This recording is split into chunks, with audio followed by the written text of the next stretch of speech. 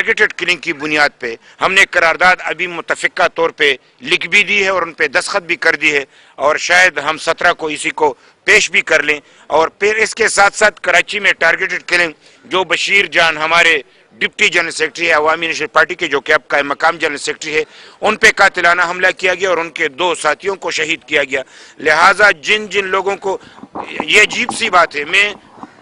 मरकजी हुकूमत से ज़रूर ये गुजारिश करूँगा कि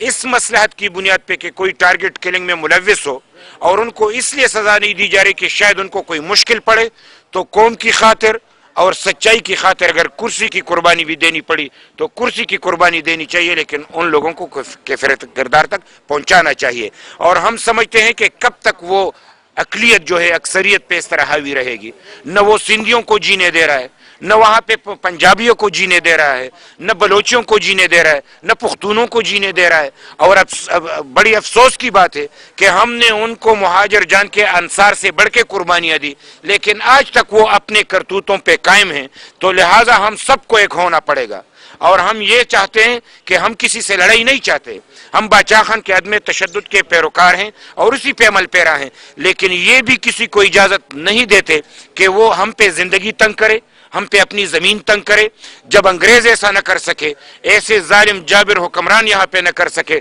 डिक्टेटर न कर सके, तो इन जैसे लोग जो कि वो खुद भी जानते हैं उनकी भी काफ़ी सारी कमज़ोरियाँ हैं, और वो हमारी गैरत को न ललकारे, वो हमारी जुर्रत को न ललकारे। जब हम दहशतगर्दों के सामने नहीं झुके तो इन जैसे लोगों के सामने कैसे झुकेंगे। लिहाजा टारगेटेड किलिंग करने वाले,